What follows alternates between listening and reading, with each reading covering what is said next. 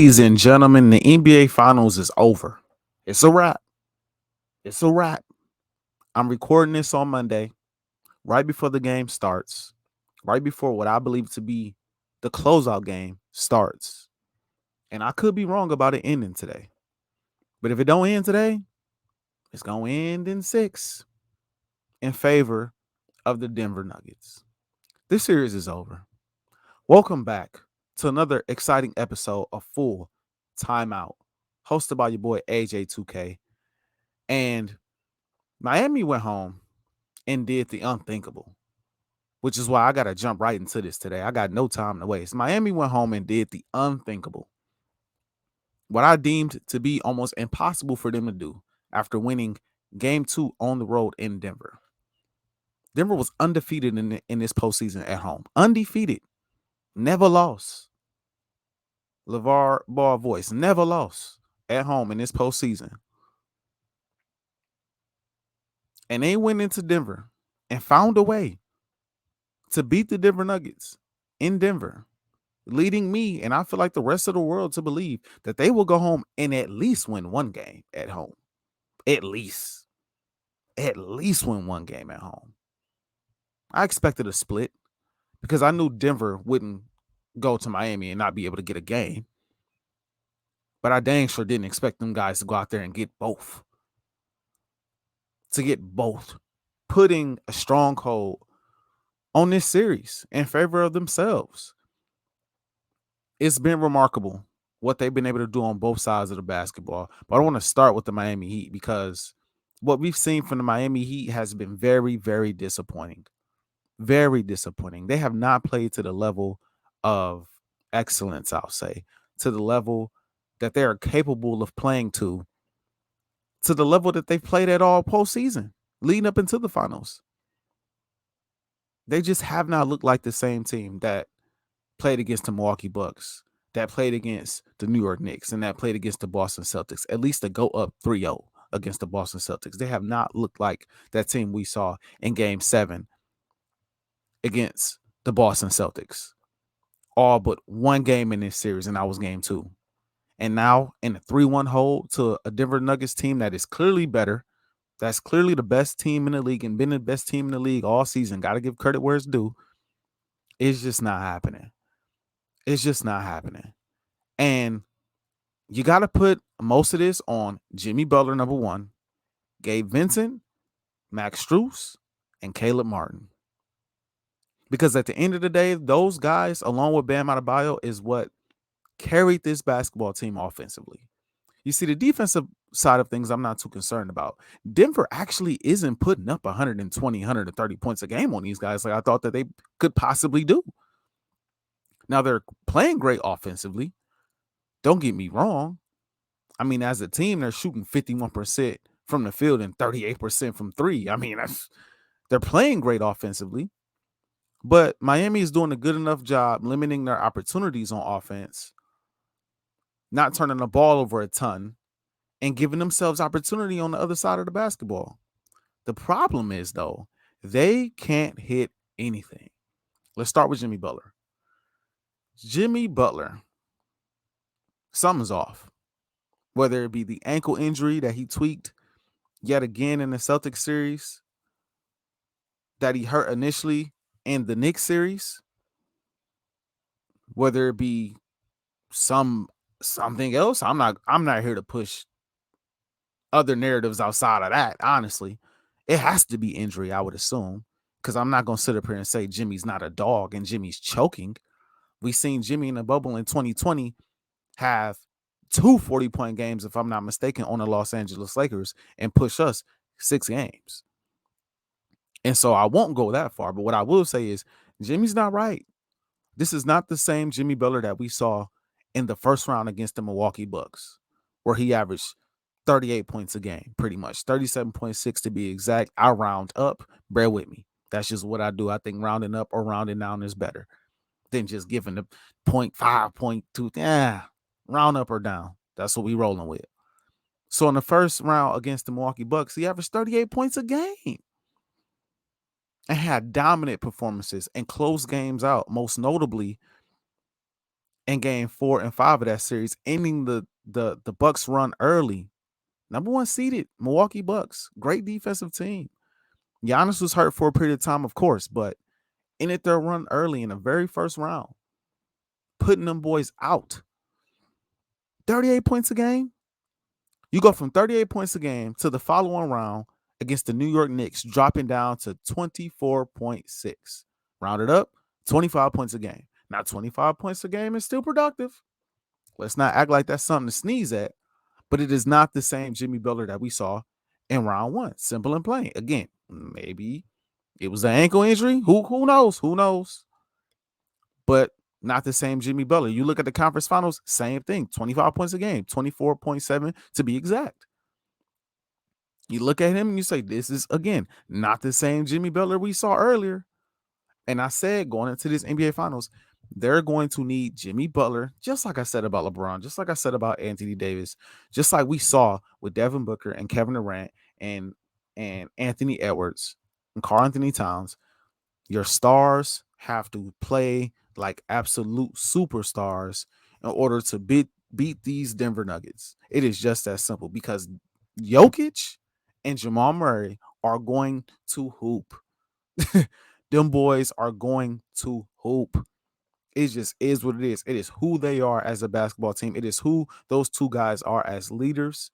It's who those two guys are as basketball players. They're going to hoop.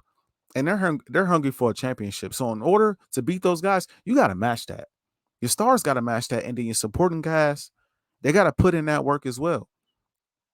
But Jimmy in this series in the NBA Finals and this past game really helped them out. But 22 points a game, 21.7 to be exact, from Jimmy Butler. Not enough. It's just not enough. It's simply not enough. Jimmy Butler's, at times, in my opinion, lack of aggression has really killed the Miami Heat. I mean, he shot 9 of 17 last game. This is the NBA Finals. You're on the verge of going down 3-1. If you're shooting over 50%, keep shooting. Give him the ball where he likes the ball on his spots on the floor and tell him go to work. We cannot afford to go down 3-1. And if we do, this series is over. Jimmy Butler at times seemed very passive. He seems like he's relying on his teammates a lot more than he did the first 3 rounds of this playoff run. And it has not helped him, because guys that have stepped up in the past are not stepping up right now. It's not happening. So Jimmy Butler has to be the guy. He has to go out there and give you the 40, give you the 50, give you the 30, 35 on, 54%, 56% shooting from the field. Him along with Bam Adebayo, who's playing pretty decent this series. They have to go out there. They got to score efficiently and effectively. They got to get buckets when they matter. And again, I think Bam is playing great on both sides of the ball. Jimmy, I don't know. I mean, we all know Jimmy Butler is a great two-way player. One of the best two-way players in the league. We know his defense is superb, but Jamal Murray, with the exception of game 2, is getting to what he getting what he wants out there. Let's call a spade a spade. Jamal Murray is getting what he wants out here. And who's the primary defender? Jimmy Butler. He's getting what he wants, whether it's coming off screens, whether it's playing off ball, whether it's cutting to the basket, whether it's getting the ball and facilitating and making others better, because he's averaging 10 assists. I think he's had 10 assists every game of this series, 10 plus. He's doing whatever it takes to win. And Jimmy, he ain't really done much to stop him or even slow him down, it feels like. Mike Malone has done a heck of a job of making sure Jamal Murray outside of game 2 stays in rhythm, putting the ball in his hands to be a facilitator and playmaker, to create off the dribble his own shot, and even playing off ball here and there, getting him some clean looks at the basket, whether it be from 3 or attacking a basket. And the Miami Heat seem to have no real answer. And don't even get me started on Jokic. I'll get to them in a second. But again, I brought them up to say, you need your stars in order to beat these guys. You need your stars to play like absolute superstars in order to beat these guys. And Jimmy Butler is at the point in his career where There's a lot of talks being had. People are talking, is he a Hall of Famer? People are asking the question, is he one of the greatest playoff performers we've ever seen in our generation? People are asking it, is Jimmy Butler the best player on a championship team? Can he be that guy? This is now the second time he's been to the finals as the best player on his team. Can he be the guy that takes you over the hump? I'm here to tell you, I tried to give him a chance this final series. I tried to look at it and say, hey, look, this is the second time when they went down, they lost that first game in Miami, and he wasn't looking great. Hey, we're going to give him game 4 because it's Jimmy freaking Butler. It's playoff Jimmy. He's shown me enough, not only so far in this playoff run, but in the finals in general. He's shown me enough to lead me to believe that he won't be this bad for the rest of the series. And he wasn't in game 4, but he wasn't enough either. It wasn't enough either. Him shooting 9 of 17 from the field wasn't good enough. And so I'm looking at him and I'm like, all this Hall of Fame talk, all of this, is he the best player on the championship winning team talk? I'm not sure. Now, I'm not here to say Jimmy Butler is not a future Hall of Famer. I'm not here to say that. What I am saying, though, is I am now at that point with Jimmy Butler where I feel as though Jimmy Butler cannot be the best player on a championship winning team. He cannot. I think he'd be a great number 2, maybe the best number 2 in the game, potentially, when it comes to just sure effort on both sides of the basketball. Because, yes, you could bring up maybe KD as a 2 now, or you could say Devin Booker. You could bring up LeBron as a 2 now and not the number 1 option. You could bring up other guys in the league that are obviously right there and have the name, the cachet that is above a Jimmy Butler. We understand all that. But when it comes to his age, when it comes to what he's done in this game leading up to this point, when it comes to what he does on defense, more so than it is on offense, and you got to kind of look at Jimmy and be like, hey, as a number 2, hey, Jimmy might be the best. But a number 1, yeah, I don't think that's the thing anymore. And one thing I wanted to point out is there's a reason why we say playoff Jimmy and not just Jimmy Butler. Jimmy Butler tried to knock that a while ago and say, no, I just be hooping. I just be hooping, man. That's all it is. I'm just out here playing. It's not a thing, right? But the reason why people say playoff Jimmy is because of the fact that in the regular season, Jimmy Butler is not the same Jimmy Butler that we see in the playoffs. He's not. I don't want to say he's coasting, but we don't see the same level of aggression, the same level of intensity. I mean, his level of play in the playoffs rises tremendously. It rises tremendously. The problem with that, though, is if you're a Jimmy Butler and he just came out and I just noticed that he just said he don't care about the individual accolades. I understand all that. But if he does care about those things, where those things take a hit is when he has moments like these. Now, if he's got regular season resumes where he's racking up a ton of wins, putting up great numbers every night, he's known as one of the best players in the league in the regular season and postseason, then we might be having a different conversation. We are having a different conversation. But seeing as though his career is made so heavily about the postseason, then these high leverage moments, especially in the NBA Finals, they matter more for his legacy than it does for most people's legacy. Because people are watching for what is he going to do now in the playoffs. He's earned that reputation. He's earned that right. And trust me, when I say I like that he does it, I like that he does it. Because I'm one person, of course, I watch the regular season. Of course, we pay attention to regular season basketball. But I always say stars, superstars, they make their names. They get their bones in the postseason. So I've always been hey, Jimmy Butler, hey, give me him any day of the week. I would love for him to be a Laker.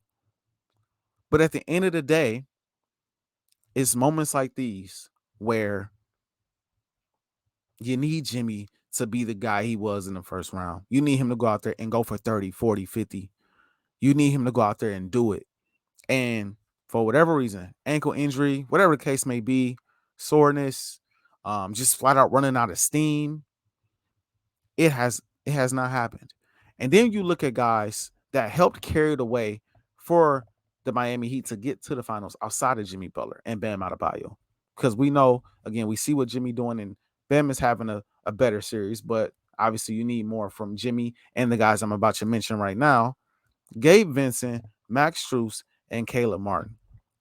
Caleb Martin is a weird one to me. Caleb Martin is averaging about 7 points a game. Caleb Martin was their second leading scorer in the series against Boston, averaging 19 points a game. And Caleb Martin has went from 19 points a game to 7. Huge drop off there. 12-point drop off. That's ugly. So he's struggling to shoot the ball, and that's a part of the reason why he was taken out of the lineup in favor of Kevin Love, who I'll have to get to in a second. Then you look at a guy like Gabe Vincent. Gabe Vincent, another guy who was huge in a series, just previous series against the Boston Celtics. 16 points a game in that series.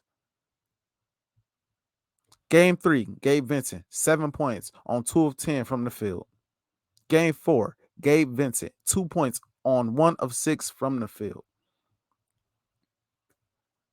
You can't have that from a guy like Gabe Vincent for a multitude of different reasons. Number one, he's a shooter that you need to help stretch the floor for guys like Jimmy and Bam to get to their spots on the floor to get easy baskets. 2, you need the points. You just simply need the points. You need him to make shots. You need him to go out there and average 16 to 20 points a game. That's just what you need in order to compete with this Denver Nuggets team. Obviously, you see when he's not able to do that, you see how the Denver Nuggets look. They look unbeatable when guys like him are not stepping up. And number 3, he's a primary facilitator on this basketball team. He's a primary ball handler and playmaker on this basketball team. So not only are they relying on him to rack up some assists or score points, they're also looking at him to rack up assists.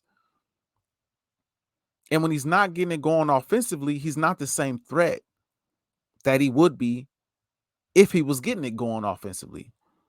So yeah, we a little lax on him.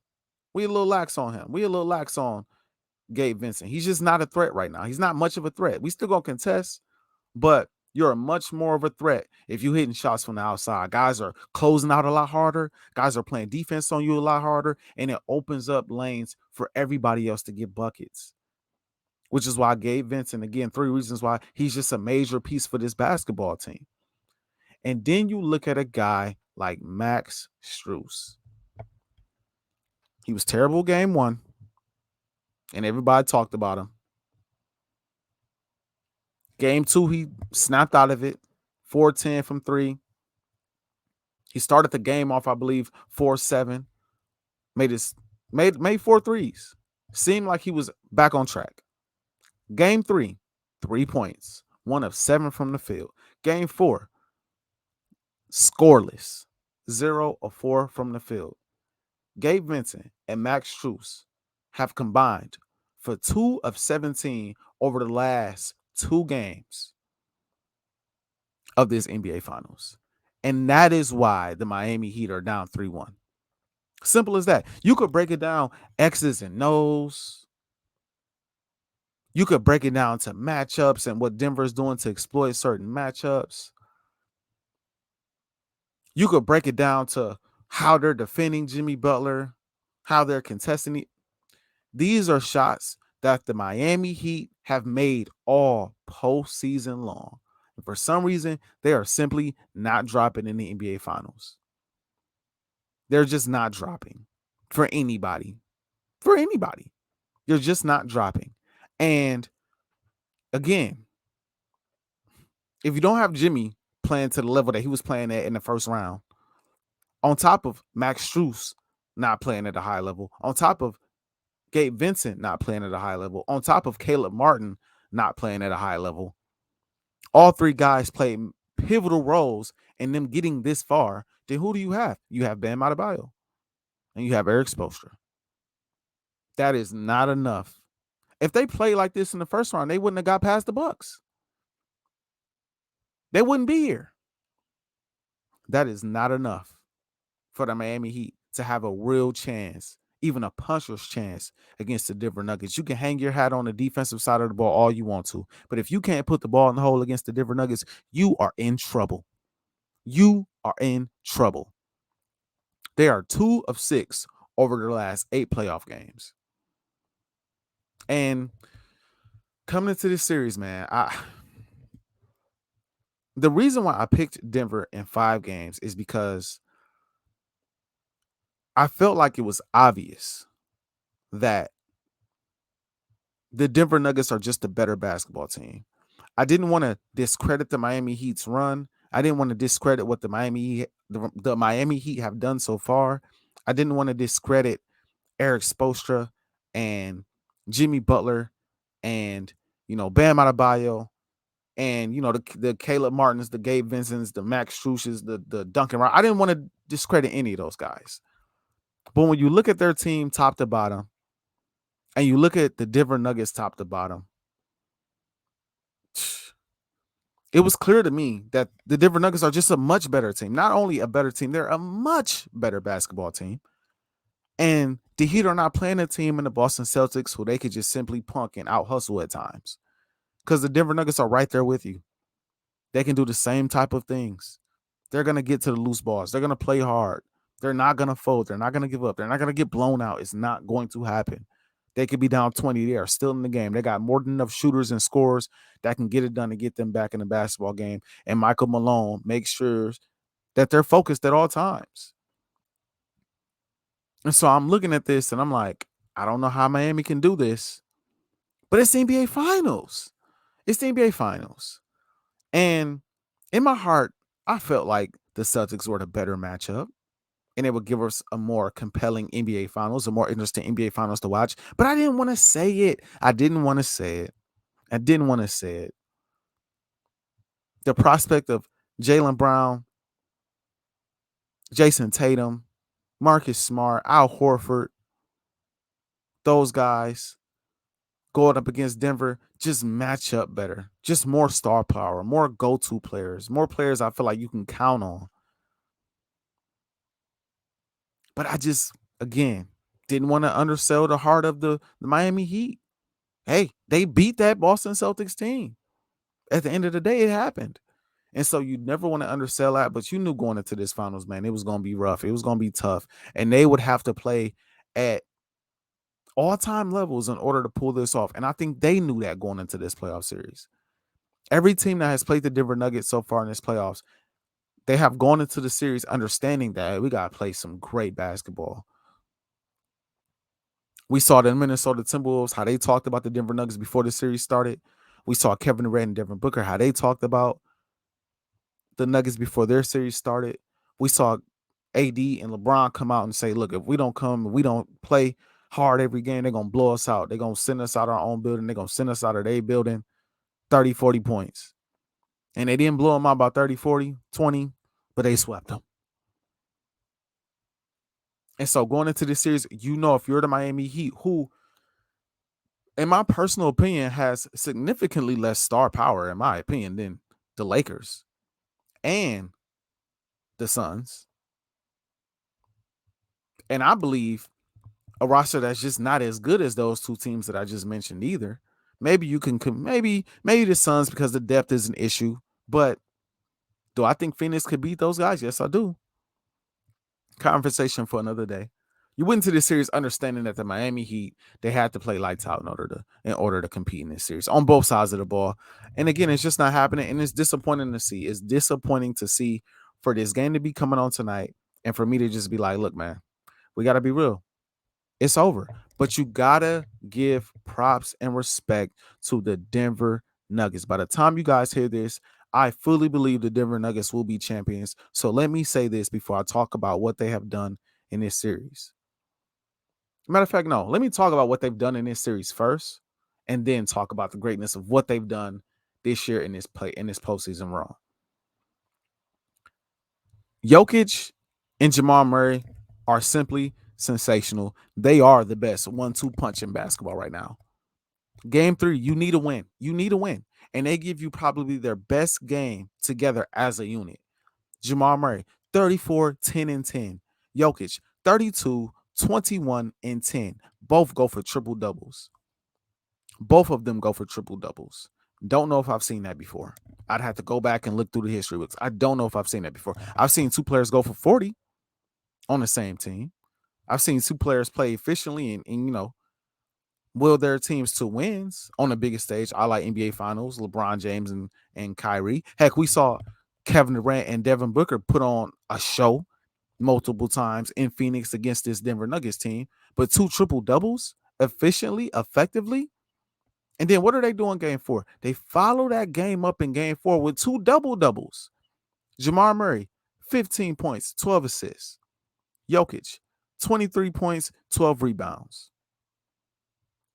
Sensational basketball, man. Those two guys, like I said before, the reason why you need your stars to show up if you're going up against the Denver Nuggets is because the stars of the Denver Nuggets will show up and they will show out. And it ignites the team. They go as these two players go. They go as these two players go, especially Jamal Murray. When he has it going there, it's a formula for disaster because Jokic could go get his whenever he wants. Whenever he wants. Jokic feeling so good about himself, he averaging a block and a half a game too. I've been critical about Jokic's defense, but he averaging just about 2 blocks a game. And then you look at the others on this roster and what they're doing. And it seems like in crucial moments in basketball games, they find somebody to take over and to have masterful games. Christian Braun, by the end of game 3, had 15 points. Didn't see that coming. Great player in college, Kansas, but didn't see him coming out and balling the way he did in game 3 of the NBA Finals to help seal the deal against the Miami Heat. That's just something that you do not expect. You're game planning for Jamal Murray and Jokic. But then when you get that from Braun, oh. You in trouble. You in trouble. What do you do at that point? You game plan for that. You slow him down. Okay. In game 4, we see Aaron Gordon, who had a great game 1, explode again in game 4 with 27 points. Kevin Love, who was a great matchup at one point in time in game 2, is now being exposed. Mike Malone said, okay, you're going to put Kevin Love out there. We're going to attack Kevin Love on that side of the basketball. When Kevin Love is not taking a charge, it's tough keeping up with a guy like Aaron Gordon. Now, Kevin Love, he can do it from time to time. He can move those puppies and get in front of you, get steals, get deflections, make it tough on you. But can you do it all game? I feel like Mike Malone challenged Eric Spoelstra and challenged Kevin Love to say, can he do it all game, though? If we give the ball to Aaron Gordon and we tell Aaron Gordon to shoot shots from the perimeter, if we tell Aaron Gordon to be aggressive whenever you touch the basketball, can Kevin Love withstand that? Can he stay in front of a guy like Aaron Gordon, athletic, quick, physical, lengthy? Can he stay in front of Aaron Gordon and slow him down? And the answer is he cannot. And when you have that on top of Jokic and Murray, on top of Braun going crazy, dropping 15 in game 3. And don't let me forget about Bruce Brown, who was a thorn in the Lakers side all series and clearly is a thorn in the Heat as well because he's a solid defender. He's like their energy guy. I think when it comes to his role, I compare him to a guy like Patrick Beverley, meaning no, he's not a guy who is going to go out there and go 30, 40. He's not going to be your best player. And he's not going to be as bad as Patrick Beverley offensively. But what he is going to do is he's going to be very, very serviceable. He's going to get you somewhere between 15 to 20 points. Probably, let's take that down. He's going to get you between 10 to 20 points. He's going to talk out there. He's going to play hard. He's going to play aggressive. He's that guy. I view him as their energy guy who can also go out there and get buckets. When your energy guy go out there and get you 21 points in game 4 on top of Aaron Gordon's 27. Oh my goodness. You can see watching game 4. And I am, for those who don't know, people who are hearing this voice for the first time, I do work for ESPN Radio in Minneapolis. And a part of my job, on top of being a sports analyst, is to be an audio producer. And I run these games over the radio. I've done, college football playoff games. I've done NBA Finals games. I've done March Madness games. I've done all kind of marquee games over the radio. Obviously NFL over the radio. And I have the honor to do game 3 and game 4 of the NBA Finals this year. And watching game 4 and also listening to it over the radio, it is clear. Miami the body language, they were done. They were done. Because it's like, we can't do anything with these guys. We just can't. We finally found a way to slow down Murray and to slow down Jokic so that they're not going for 34, 35, 40 points. But then you get a guy like Aaron Gordon who drops 27 points on us, and we got no real matchup for him. What are we going to do? We're going to switch Bam on him? Well, then who's going to guard Jokic? Jimmy? Okay, well, then who's going to guard Jamal? We're going to flip to the zone? Okay, that's only going to work until guys are, hitting shots from the perimeter.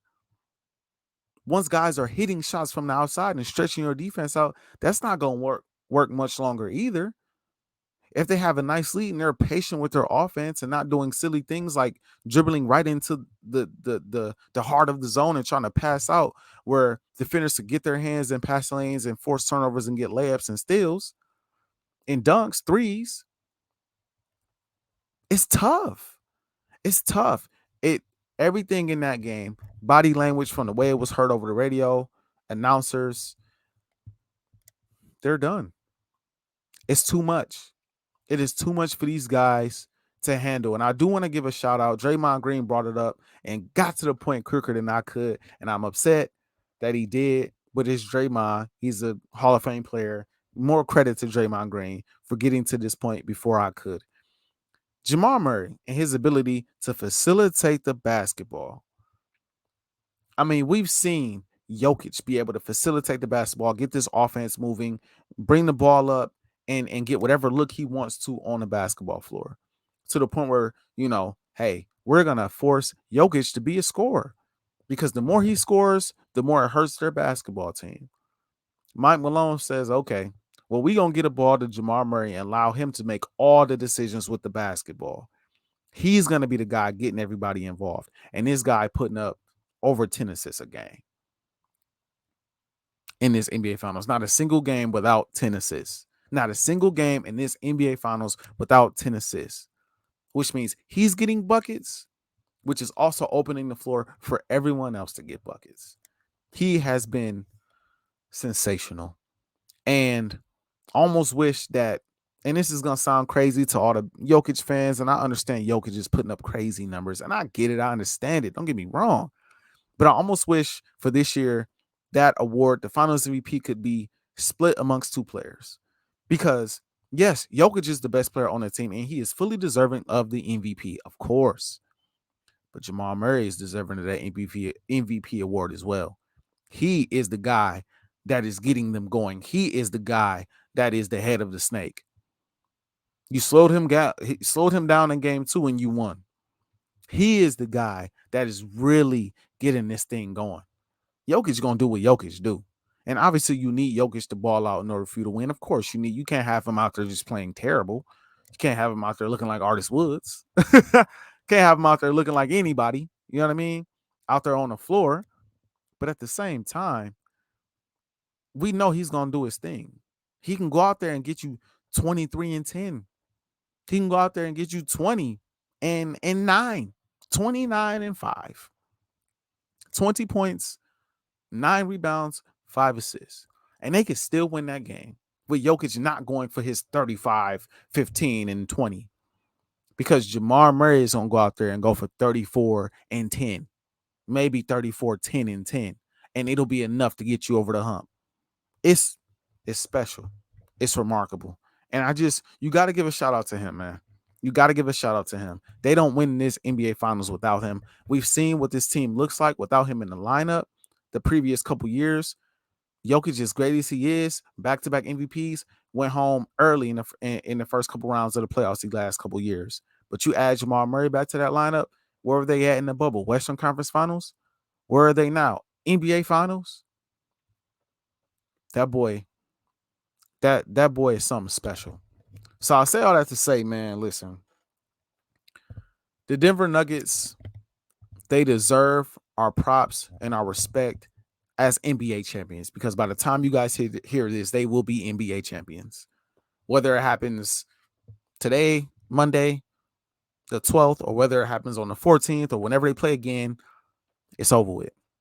And this is a team that I feel like Mike Malone has a point when he says they did not get a lot of respect throughout the season, even though they were the best team in basketball really all season long. In part because it's Denver, it's the Nuggets, and we're accustomed to seeing them kind of fall short in ways when they have those high expectations. In part because we saw how they ended the season kind of losing the teams that they shouldn't lose to. In part because we looked at the rest of the Western Conference and we said, well, the Lakers then found a way to slide in there. Well, the Nuggets, the Warriors are the defending champions. They're gonna be serious. Well, the Phoenix Suns, they just added KD with Devin Booker and Chris Paul and DeAndre Ayton. Well, Memphis, their front line a little injured, but they still got John Morant and Desmond Bane. They still got guys. And at every round, at every turn, I looked at the Denver Nuggets and said, I think they could go home this round. I'm not gonna lie. I thought that the Minnesota Timberwolves were a really good matchup for them. They proved me wrong tremendously. They make me look crazy, which is perfectly fine. I respect it. They went up against the Suns. And the way the Suns looked against the Clippers, I was a little skeptical about the Suns. I'm not going to lie, because they struggled a lot with a team without Paul George and without Kawhi. Even though the series ended early, I believe in 5, it still didn't look as convincing as I thought it should. But I still looked at the Phoenix Suns and said, they got Devin Booker and KD. I don't know. I think they might send Denver home. I just did not believe. I did not believe. Well, they ended them boys early. And then I dang sure didn't expect them to beat the Lakers. And I definitely didn't expect a sweep either. But they came out and they handled business against everybody in the West, matched up now against the Miami Heat, and they're doing the exact same thing. The Miami Heat have the same body language that every other team that played this team in the regular season and postseason had. These boys just too good. So I give them props where it is due. They deserve to be champions. Shout out to them, man. They have earned it. They have earned it, and they built it from the ground up. They didn't go out there and try to get superstar players. They didn't go out there and try to make these crazy trades. No, they got their 2 stars in Jokic and Jamal Murray via the NBA draft, and they built around those 2 players. They got shooters, they got defense, they got some leadership in there, they got some championship experience in there, and they said this should be enough right here to get it done, and they getting it done. The rest of the league should take notes. The rest of the league should be taking notes, because the Denver Nuggets are doing a hell of a job of getting the league back to where it should be, which is teams building from the draft and getting to where they need to get to that way, instead of trying to make these big moves. And I'm speaking as a Laker fan who love big moves. I'm not gonna lie, but the best NBA was the NBA where you drafted your best players and you went from there, and you said, roll the ball out, let's hoop. And that's what the Denver Nuggets are embodying. And shout out to the Heat too for doing a lot of the same stuff, man. They made trades to get certain veterans in there, of course, but they've had the same core for I don't know how long now. And this isn't no, superstar team, no supers team. So shout out to them as well, man. It ain't all been through the draft. A lot of it has been through free agency and through trades. And we understand that Miami is a spot that who wouldn't want to play in Miami. But at the same time, this ain't like, LeBron, D Wade, and Chris Bosh is in Miami no more, So shout out to them as well for getting this far. I just think that, look, it comes to a point where when you see a better team, you see a better team. And in order to beat a better team, you got to play lights out for 4 games. And it was going to be a tall task to begin with. They got a game. I know they're not going to be happy with just getting a game. It's the NBA Finals. You want to be champions. But at the end of the day, I think they have things they can build off of and move forward with. And, we're going to get to talking about somebody that may be looking to go there in a second. I'll try to get to him in a hot second. But They got this far. They were an 8th seed. They barely made it to the playoffs. They lost their first play-in game, won the second, and made the playoffs. I didn't think they was gonna win the second play-in game. I thought they was going home. So they in the playoffs, and shout out to them. Or they made the playoffs. They're in the finals now, and shout out to them for getting this far. But I think much like I said about LA, they reached their ceiling. 2 playing teams. One team made it to the conference finals. The other team made it all the way to the finals. They reached their ceiling. The Miami Heat reached their ceiling. Unless Jimmy Butler goes out there and plays like the Jimmy Butler from the Milwaukee Bucks series, this series is over tonight. It's over tonight. If we get that Jimmy back from the Bucks series, then who knows at that point? But do I expect it? No. I expect to ultimately be right about initially picking the Nuggets in 5 games. I did try to switch it to 6, so I'm not going to take credit for this. I'm not going to take credit for it because I was a little like, Miami won game 2, I think it's going to go 6 now. I did kind of switch up a little bit, so I'm got to be player about it. Understand that, I should have stuck to my original prediction, so I won't give myself that when this series is over. But shout out to the Denver Nuggets, man, for going out there handling business, and we'll see how teams build in the offseason. Speaking of how teams will build in the offseason, let's talk about that Miami Heat for a split second, because Damian Lillard has been in the news saying he would not mind going to the Miami Heat. I've been saying this for the longest, and I don't know what's taking so long. I know he wants to be loyal to Portland and all of that, but man, you hear guys like Stephen A say he needs to get to a big market. I ain't saying none of that, but what I am saying is, man, you need to go somewhere that's going to help you win, man. I would have been trying to force a trade to Milwaukee. I'd have been trying to go play with LeBron at some point, maybe, potentially. Listen, somewhere where I could go win. Maybe I'd have tried to force myself to Dallas before they made the move for Kyrie, go play alongside Luka Doncic. Try to get to Philly somehow. Go play with Embiid, maybe before they make the trade for Harden. Because the moment he comes out and says he wants out, guess what's going to happen? The dominoes are going to fall. The dominoes are already starting to kind of fall. With him saying, hey, I wouldn't mind playing for Miami. I wish Dame would have done this sooner. I wish he'd have done this sooner. Like, getting up there in age, he's not old. He's not 40 years old. I think he's 31, 32 at the moment. He ain't crazy old. He still got a good amount of gas left in the tank. But, man, you wasted maybe the prime of your career in Portland trying to get those guys to a championship. And I think the furthest he went was the Western Conference Finals. Matched up against Golden State, and they got smoked because that Golden State team had Kevin Durant. My thing now, though, is it's so contradictory now for Dame to say, I wouldn't mind going to Miami.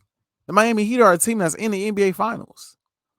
So it's like you went from, I'm not going to run from the grind, to not only am I going to kind of quote unquote run from the grind, as he would say, by trying to go to another team if this is what he decides to do, but I'm going to go to a team that just went to the finals. That I don't understand. I can see him going to a team like maybe I can get the New York Knicks to the finals. They got a guy in Brunson. They got a guy in Randall. Maybe you might have issues, him and Brunson play a bit of the same position, but one of them could be a little bit more off ball. They could both still be effective in that lineup, I believe. But I could see him doing that and being like, that's a grind in itself. This team ain't been to the NBA championship in how long? They won the title in how long? But to go to a team like the Miami Heat, who are just in the finals, who are in the finals right now, that's the confusing part about it to me. That's the only thing I'll say about that. That's confusing to me. But am I mad at it? I'm not mad at it at all. Because it's time. This man is a superstar in the game of basketball. And he deserves a real opportunity to go win a championship, man. He deserves it. He deserves an opportunity to go win a championship. I say this about every player, I feel like. And I'm saying it again now. We'll take you in LA. We would love to have you playing alongside LeBron James and Anthony Davis in LA. I'll say that. Now, that's not really, that's kind of running from the grind too. I mean, because you come to LA, that's chip. Bron stay healthy, AD stay healthy. We got Dame. That's a championship. We mess around and we'd have to give up somebody, of course, whether it be Reeves or Rui, some draft picks, whatever the case may be. But if we keep most of those players and we bring in a guy like Damian Lillard, oh yeah, you ain't running from the grind there either. But again, would I be mad at it? No. Come on, LA. We would love to have you. Love to have you. It's got everything you want out there. Everything you want out there in LA. You got LeBron on his way out the door, so it'll be him and probably Anthony Davis, unless Anthony Davis gets traded. Love to have him out there. But I personally would like to see him playing with a team like the New York Knicks or even a team like the Milwaukee Bucks. I just feel like the fit will be there. You'd have to trade Drew Holiday, but the fit will be there. The fit will be there. Him alongside of a guy like Giannis. Him alongside of a guy like Embiid. I want him to play with a dominant big. That's what I want to see. That's what I want to see. Or a big that's at least formidable. I view Julius Randle, even though he's not the greatest in the postseason, I view him as a formidable big in this game. He's an all-star. So that's what I would like to see Dame do, but anywhere but Portland right now, man. I mean, I think you get to the realization after a certain point where it's not happening. It's just not happening out there. It's not happening. Not only are you not winning, but you can't really recruit guys to Portland. It's like, it's tough. It's tough. It is tough. And so, whatever Dame decides to do, hey, man, I support you. But you got to get up out of Portland if you want to win the championship. It's just that simple. And I know Dame wants to win a championship. I know he wants to win one as bad as anybody. He preferred to win it in Portland because it would just mean that much more. The team that drafted him, the team he's been with his whole career. But if it wasn't happening with CJ and himself, it ain't happening now. And I like Anthony Simons, but unless you get another star out there to Portland, it's not happening. It's not happening. And so, Dame, I ain't telling you run from the grind, but what I am telling you, bro, is it's time to run from the grind. It's time to run from the grind, bro. It's just time, bro. It's you have proved your point. Western Conference Finals with that team was great when it happened. Everything you've accomplished with the Portland Trailblazers has been great. It has been great. It's time, bro. It's time. Nobody's going to look at you like you jumping ship. Nobody's going to look at you any differently. Think about guys like Kevin Garnett, who had to get traded to Boston in order to win a championship. Do anybody look at KG any different than they did before? Because KG went somewhere else to win a championship? No. Some trolls may look at LeBron James a little differently because he went to Miami and he went back to Cleveland and he's in LA. But real hoop fans understand, real analysts, real people, real basketball minds understand the greatness of LeBron. Nobody's mad at that. Nobody's looking at him differently. Were people looking at Kobe differently where he was trying to get traded out of LA? No. No. Not at all. Not at all. Because at the end of the day, it is about winning. And if your team is not putting the necessary pieces around you in order to win, and teams and players are not coming there, it's not going to happen. Kobe only stayed in LA because they brought Pau Gasol to LA and built a championship team. Simple as that. Dirk Nowitzki only stayed in Dallas because they built a championship team for him to stay, from coaching down to players. And he played exceptionally well. Exceptionally well. Don't get me wrong. But they built a team around him in order to help him win. That's the reason why he stayed there. Giannis is a Milwaukee Buck, not only because he was drafted there, but he signed that extension because he believed in the team that was built around him, because he had a Drew Holiday, because he's got a Chris Middleton. He's got guys that he knows he can win with, a Brook Lopez. He's got guys that he knows he can win with. Steph Curry. He's a Golden State Warrior because they drafted Klay Thompson and they also drafted Draymond Green. And they brought in Steve Kerr. And then when they lost in the finals in 2016, they brought in KD. We got to look at these these players that stay with their teams with certain context and understand that they stay because their team's built around them properly. If your team not building around you properly, nobody looking at you crazy for leaving. Nobody. Unless you KD and you joining a 73 win team, that's dramatically shifting the powers that be in the league. Well, I don't want to say powers that be, but you guys know what I'm saying. As long as it's not to that level, nobody's looking at you any differently, Dame. You will be a superstar with the championship if you go to a team and you go win a ring. It ups your resume. It ups your statics amongst the NBA's great. Not diminish it. That's just my opinion. Dame, I know you listening, my boy. Salute. But that's just my advice, man. That's just my 2 cents. Look at the context of the players that stay with their franchises and win championships in their career. Look at it all. Look at the teams that was built around them. Look at how the organization was built, the coaching, everything from top to bottom. And if you don't see that in Portland, leave. Last thing I want to touch on before I end today's episode, I want to touch on James Harden.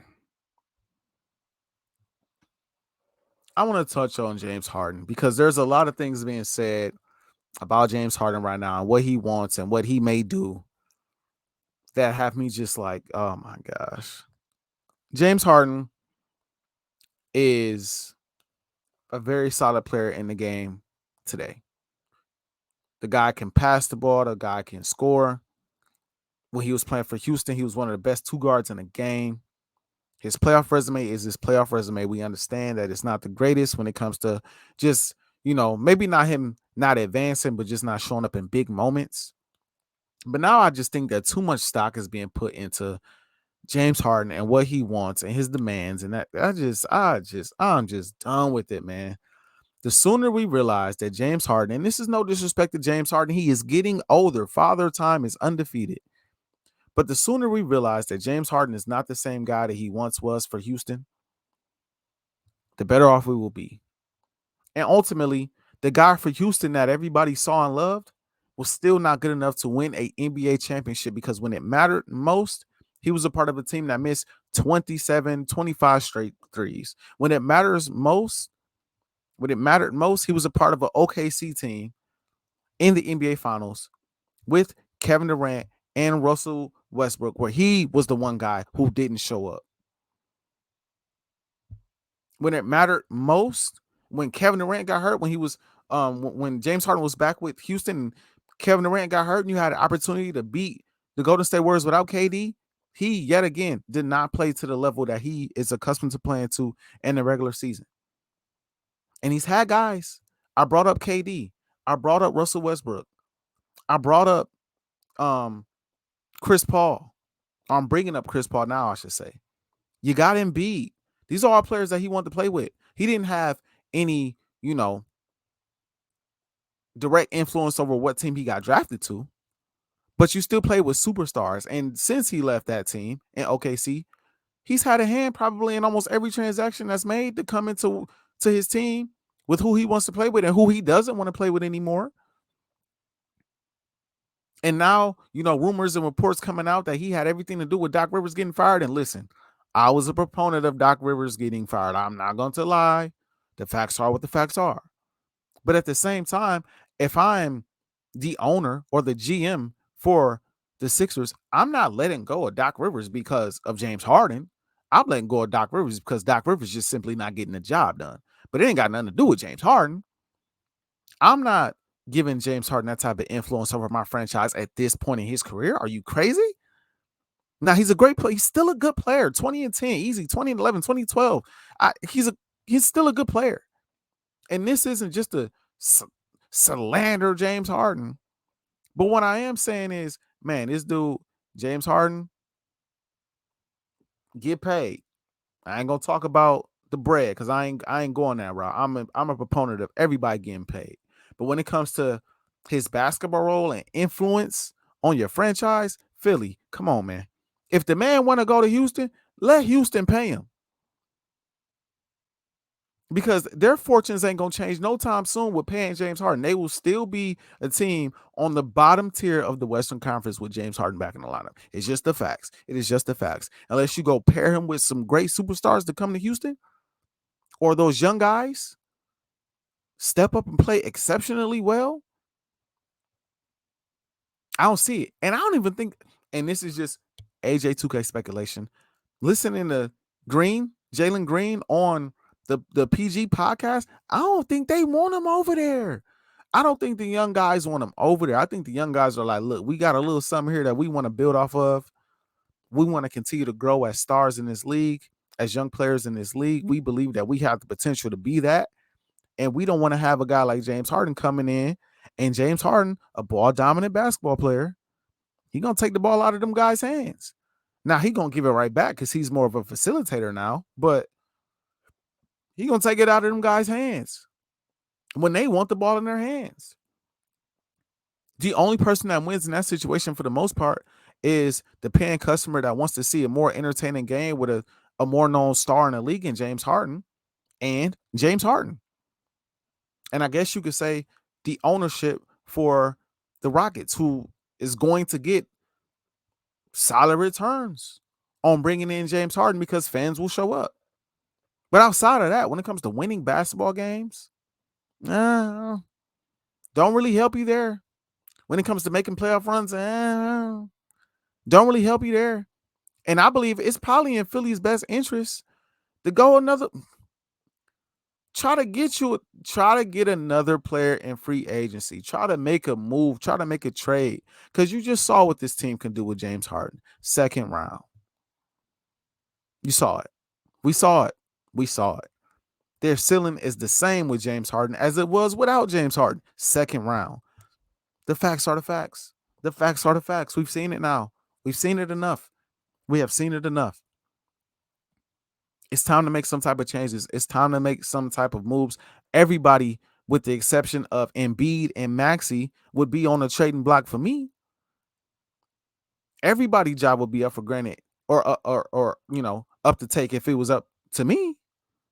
If I'm a Philly, if I'm the GM for the Sixers, because you got the league MVP on your team, who needs to stay healthy, by the way, but you got the league MVP on your roster. You got Tyrese Maxey, who's a good young player. You're going to bring in some solid coaching. You need some guys that can come in and help you get over the hump. You've been trying to get over this hump for years now. James Harden won all of this money just to get y'all back to where y'all just was the second round. They re-signed Harden. Are they better than the Celtics all of a sudden? No. Are they better than the Heat all of a sudden? No.